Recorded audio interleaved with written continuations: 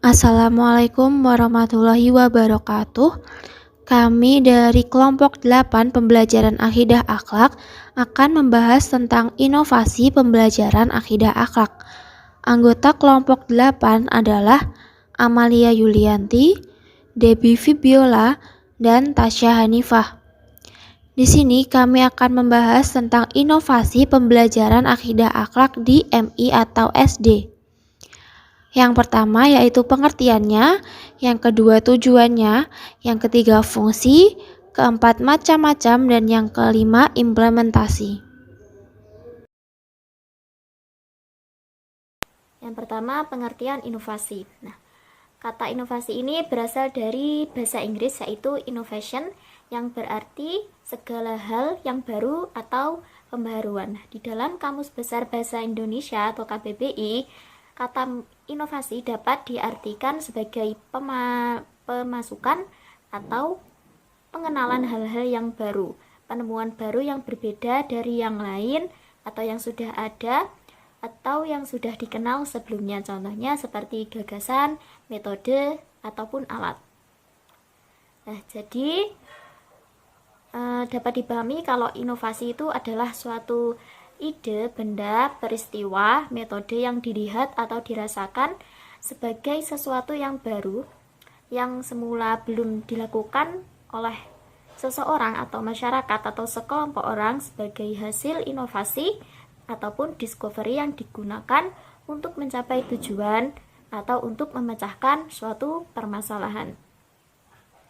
Kemudian yang kedua, pengertian pembelajaran. Pembelajaran ini pada hakikatnya adalah suatu proses, yaitu proses mengatur, mengorganisasi lingkungan yang ada di sekitar peserta didik sehingga dapat menumbuhkan dan mendorong peserta didik melakukan proses belajar.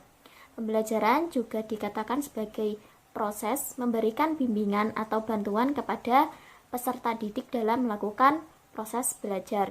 Kegiatan pembelajaran ini dilakukan oleh dua orang pelaku, yaitu guru dan siswa.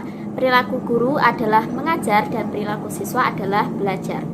Perilaku mengajar dan perilaku belajar tersebut tidak terlepas dari bahan pelajaran. Dengan demikian, pembelajaran pada dasarnya adalah kegiatan terencana yang mengondisikan atau merangsang seseorang agar dapat belajar dengan baik, sehingga kegiatan pembelajaran ini bermuara pada dua kegiatan pokok, yaitu bagaimana orang melakukan tindakan perubahan tingkah laku melalui kegiatan belajar dan bagaimana orang melakukan tindakan penyampaian ilmu pengetahuan melalui kegiatan mengajar.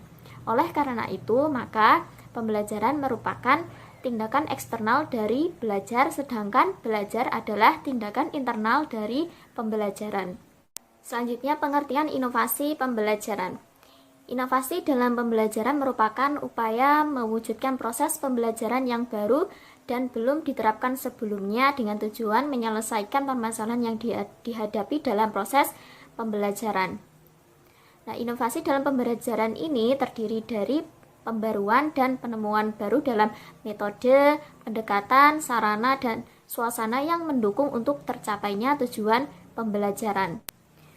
Inovasi pembelajaran berpotensi mewujudkan suasana belajar yang menarik, menantang, menimbulkan gairah siswa, menyenangkan, bermakna, mengundang semangat siswa dengan tujuan meningkatkan kualitas hasil pembelajaran. Nah, dengan demikian, tanpa dukungan dari minat dan kemauan guru untuk mewujudkan berbagai inovasi dalam proses pembelajaran, pembelajaran tidak akan mengundang perhatian maupun membuat siswa termotivasi untuk belajar tanpa ada rasa jenuh dalam diri mereka. Berkaca dari pentingnya inovasi, maka inovasi harus melekat dalam jiwa seorang guru, serta pantang menyerah untuk mewujudkan berbagai terobosan untuk mengatasi masalah proses pembelajaran yang dihadapi di dalam kelas. Inovasi itu bukan melekat sejak lahir, tetapi dimiliki melalui proses latihan dan pantang menyerah untuk terus mencoba. Selanjutnya,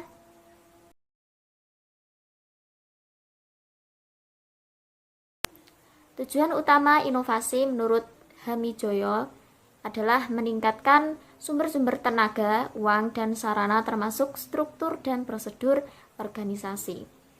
Tujuan inovasi pendidikan adalah untuk meningkatkan efisiensi, kualitas, relevansi, dan efektivitas sarana serta jumlah peserta didik sebanyak-banyaknya dengan hasil pendidikan sebesar-besarnya sesuai kriteria kebutuhan peserta didik, masyarakat, dan pembangunan dengan memanfaatkan sumber tenaga, alat uang, dan waktu dalam jumlah yang sekecil-kecilnya.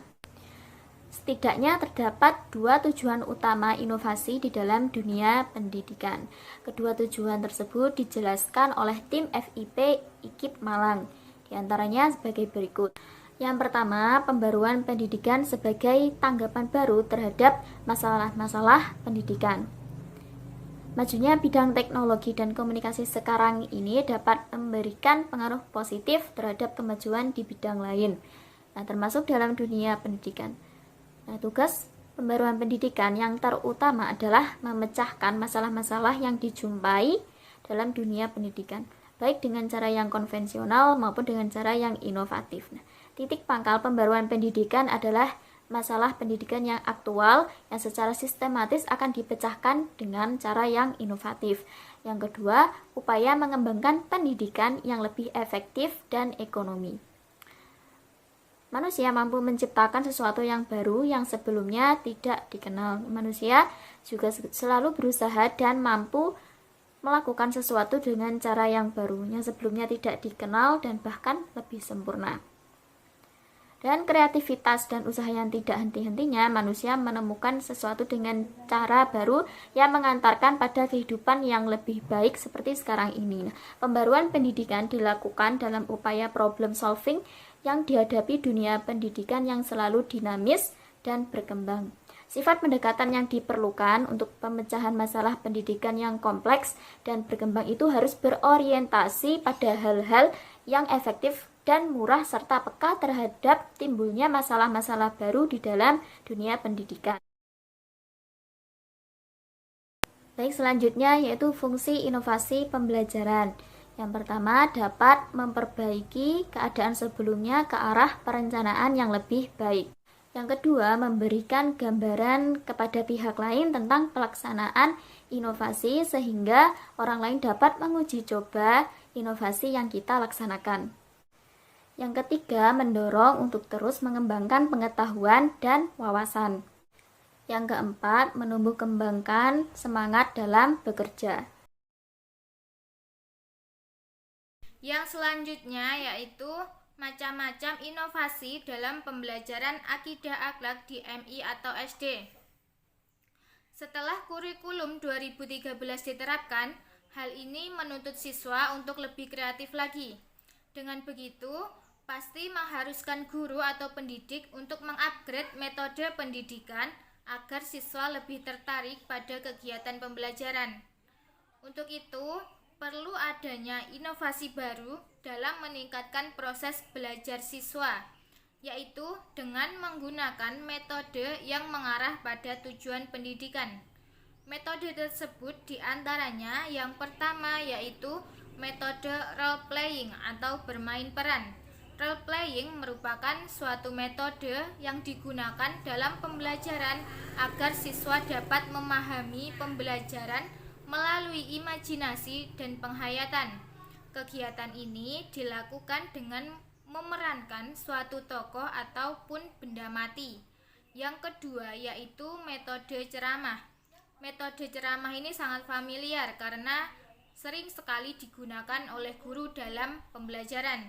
Yang ketiga yaitu metode diskusi.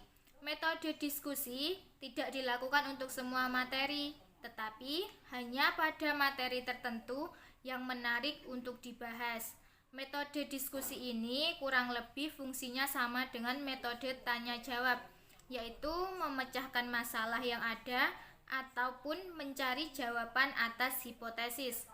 Yang keempat yaitu metode pemberian tugas. Pemberian tugas biasanya dilakukan saat pembelajaran berlangsung yang dikerjakan saat itu juga ataupun dikerjakan di rumah sebagai tugas rumah. Nah, dari berbagai inovasi yang sudah saya jelaskan tersebut, dapat ditarik kesimpulan bahwa pembelajaran akidah akhlak akan lebih bermakna jika pembelajaran dikaitkan dengan realitas ataupun dalam kehidupan dan pengalaman sehari-hari. Pembahasan yang kelima adalah implementasi inovasi pembelajaran akidah akhlak di MI atau SD.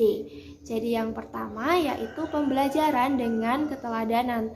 Jadi guru atau pendidik adalah contoh bagi peserta didik. Sehingga setiap perbuatan, perilaku, tindak tanduk dari guru itu akan dicontoh oleh peserta didik. Sehingga diharapkan di sini guru itu berperilaku yang baik agar siswanya pun demikian.